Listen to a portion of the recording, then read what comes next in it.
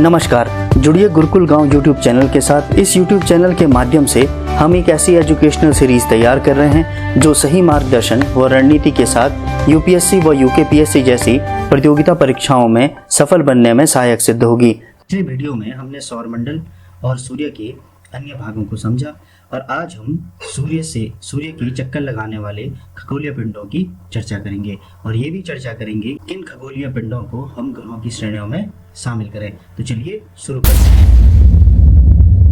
तो इस सीरीज की क्लासिफिकेशन ऑफ द प्लैनेट समझें, ग्रहों की कैटेगरी समझें। तो अंतर्राष्ट्रीय खगोलीय संघ ने, इंटरनेशनल एस्ट्रोनॉमिकल यूनिट ने, जिनका जो स्टार्टिंग कब हुई थी 1919 में इसकी स्थापना हुई थी, इंटरनेशनल एस्ट्रोनॉमिकल यूनिट की।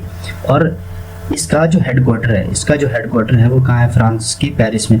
फ्रांस की कैपिटल कहाँ है आपका? पेरिस। तो इसका हेडक्वार्टर कहाँ है आपका? पेरिस में। इन्होंने 2006 में प्राग में एक असेंबली की। प्राग जो कहाँ है? चेक गणराज्य की सेज रिपब्लिक की क्या है? कैपिटल। तो चेक गणराज्य का सबसे बड़ा शहर भी है। तो प्राग में एक असेंबली की और किन सेलेस्टियल बॉडी को ग्रह माना जाए इस पर क्या की? चर्चा की। पहले इन्होंने ग्रहों को 3 श्रेणियों में विभाजित किया। ये श्रेणियां क्या थी? पहली थी परंपरागत ग्रह, दूसरी थी बौने ग्रह और तीसरी थी आपके लघु पिंड। इसके बाद इन्होंने ग्रहों को 3 श्रेणियों में विभाजित किया। तो इंटरनेशनल एस्ट्रोनॉमिकल यूनिट ने कहा कि किन को हम ग्रह माने। तो ऐसे पिंड जो सन की परिक्रमा करें, पहला उनको क्या कहेंगे जी? ग्रह। दूसरा पॉइंट क्या है? देखिए, हर चीज अगर घूम रही है, मतलब तेजी से घूर्णन कर रही है, तो वो अपने आप को ना गोला बनाना चाहती है कि गोला अपने आप में क्या माना जाता है? पूर्ण माना जाता है। तो उनका द्रव्यमान या ग्रेविटेशनल फोर्स, मतलब ये अंदर की तरफ इधर से चारों तरफ से क्या होगा? कोई पिंड अपने आप को ऐसे खींचता रहेगा, खींचेगा तो क्या बन जाएगा? गोला। इसका ग्रेविटेशनल फोर्स इतना अधिक रहे या मास इतना अधिक रहे कि ये पूर्णतः या लगभग क्या हो? गोल रूप में हो। और इसी का तीसरा पॉइंट ये भी पढ़ लेते हैं। इसका ग्रेविटेशनल फोर्स इतना अधिक रहे कि जो आसपास के इसके पिंड हैं, ये छोटे छोटे जो पिंड हैं, इनको क्या कर दे? ये अपने ओर समाहित कर दे। और नेक्स्ट, ये किसी और की कक्षा को ना काटे। मतलब अगर ये कोई खगोलीय पिंड है और वो क्या कर रहा है? सूर्य की परिक्रमा कर रहा है। और ये दूसरा खगोलीय पिंड है, ये भी क्या कर रहा है? सूर्य की परिक्रमा। तो ये इस तरह से ऐसे ना काटे। मतलब इनका क्या होना चाहिए? अपना ऑर्बिट होना चाहिए, अपना कक्षा होनी चाहिए जो क्या हो? स्पष्ट हो, है ना। तो ये 3 चीजें बोली जिसके आधार पर हमने प्लूटो को ग्रह की श्रेणी से क्या कर दिया? हटा दिया। तो पहले हमारे पास कितने ग्रह थे? 9। तो आज कितने? 8 प्लेनेट है। अगर इसके पहली 2 शर्तों को पूरा कर दिया जाए, देखो जो 3 शर्तें हैं वो तो किसके लिए? आपके ग्रहों की श्रेणियों को प्राप्त करने के लिए। लेकिन अगर पहली 2 शर्तों को पूरा कर दिया जाए तो वो क्या कहलाएगा? आपका बौना ग्रह, ड्वार्फ बौना ग्रह कहलाएगा। और यहाँ पे हमने देखो, यहाँ पे लिखा है बौने ग्रह। तो बौने ग्रह की श्रेणी में 2 शर्तों को पूरा करने वाले आएंगे, है ना। तो एक होते हैं परंपरागत ट्रेडिशनल या क्लासिकल प्लेनेट, एक होते हैं ड्वार्फ प्लेनेट जिसमें प्लूटो भी शामिल कर दिया गया, और एक है आपके लघु पिंड है जैसे उपग्रह, सैटेलाइट हो गया, धूमकेतु हो गया, चंद्रमा। ये किस में आता है? स्मॉल सोलर बॉडीज में आता है। सकते होंगे कि क्लियरिंग द नेबरहुड, मतलब इसका मतलब क्या है? इसका मतलब क्या है? जैसे देखिए, ये प्लूटो है, ये ना कुपर बेल्ट से गुजर रहा। इससे पहले सौर मंडल में हमने देखा है कि कुपर बेल्ट क्या होती है ना। तो ये कुपर बेल्ट से गुजर रहा और इस कुपर बेल्ट के कुछ पिंड इसकी कक्षा में चलते रहते हैं, ठीक है। तो ये अन्य पिंडों की कक्षाओं को भी काट रहा है ना। जैसे देखो, जैसे ये नेपच्यून की कक्षा को काट रहा है, यहाँ पे कट कर रहा है। तो ये ग्रह की श्रेणी से क्या कर दिया गया? हटा दिया गया। और इसका ग्रेविटेशनल फोर्स अगर अधिक होता तो ये अपने पे जो पिंड टकरा रहे हैं, जो ये टकराते हैं ना, ये छोटे छोटे पिंड, ये भी क्या हो जाता है? समाहित। लेकिन ऐसा कर ही नहीं पाता क्योंकि इसका ग्रेविटेशनल फोर्स क्या है? कम है, ठीक है। चलो, इसके बाद नेक्स्ट हम क्या पढ़ने वाले हैं आज? मरकरी और दूसरा क्या है? वीनस। बुध ग्रह से संबंधित हम प्रश्न देखेंगे। तो सबसे पहले क्या देख रहे हैं? बुध का रोटेशन टाइम। देखिए पहले समझ लेते हैं रोटेशन का मतलब क्या है, किसी भी पिंड का अपने एक्सिस पर घूमना, ऐसा ये क्या होता है रोटेशन, और घूर्णन, और एक होता है आपका रेवोल्यूशन, परिभ्रमण। तो परिभ्रमण का मतलब क्या होता है, सूर्य के चारों ओर किसी पिंड का घूमना, ये क्या कहलाता है परिभ्रमण। तो जो मरकरी है, जो बुध है, उसका रोटेशन जो टाइम है वो है कितने दिन का, 59 दिनों का रोटेशन, और इसका रेवोल्यूशन सूर्य के चारों ओर जो चक्कर लगाने का समय है वो कितना है, 88 दिनों का। इसका अर्थ क्या है, इसका रोटेशन पृथ्वी की तुलना में बहुत अधिक है, मतलब 59 दिनों का है ना।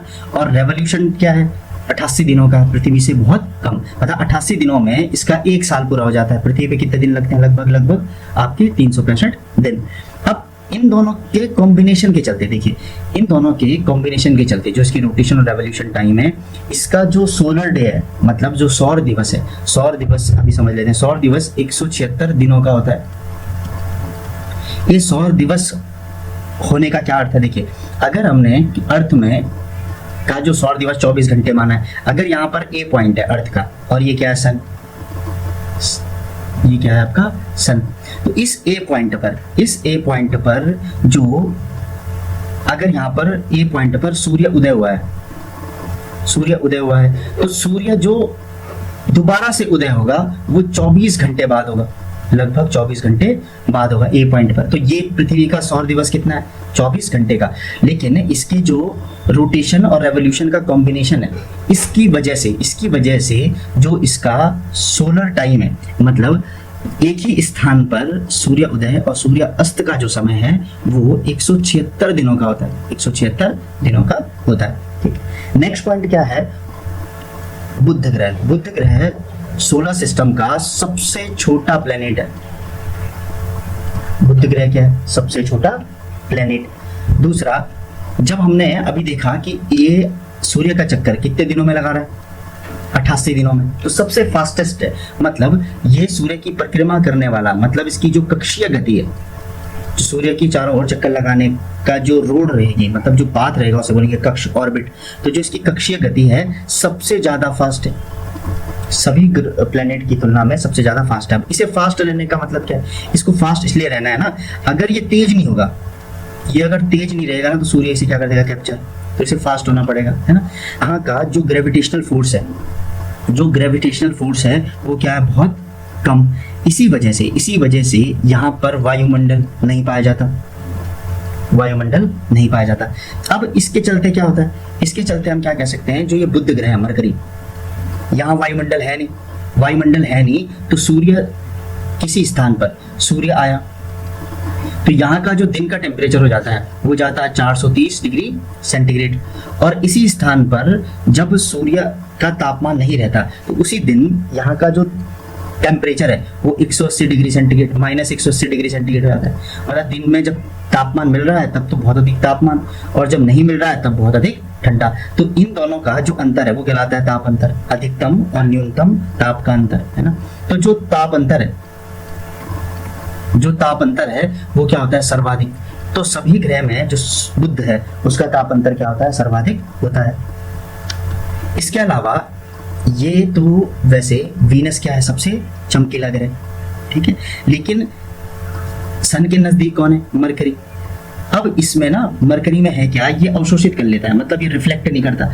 अगर ये कोई चीज, जो चीज रिफ्लेक्ट करेगी, जैसे कांच पर आपका सूर्य प्रकाश जाएगा और वो परावर्तित होगा वापस आएगा, तो उससे चमक क्या होगी कांच में, अधिक।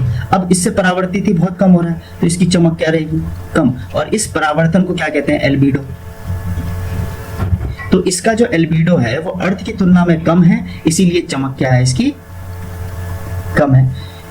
नेक्स्ट, ये हमने डिस्कस कर लिया कि ये क्या है, सबसे छोटा प्लेनेट है, और ये भी जान लेते हैं इसके कोई उपग्रह नहीं है, मतलब कोई सैटेलाइट इसका नहीं है। तो सैटेलाइट क्यों नहीं है, सैटेलाइट इसलिए नहीं है भाई कि सूर्य के नजदीक है। जैसे इसके बाद हम शुक्र को पढ़ेंगे तो वो भी सूर्य के नजदीक है, तो सैटेलाइट नहीं होगा, क्योंकि सूर्य भाई सबको कैप्चर कर लेता है, इतना ग्रेविटेशन फोर्स है। नेक्स्ट हम क्या पढ़ने वाले हैं, वीनस आपका शुक्र ग्रह। तो शुक्र ग्रह का जो रोटेशन टाइम है शुक्र ग्रह का जो रोटेशन टाइम है वो कितना है, 243 दिन, अर्थ डे, ठीक है, 243 दिन, मतलब इंटू 24 घंटे आप कर सकते हो।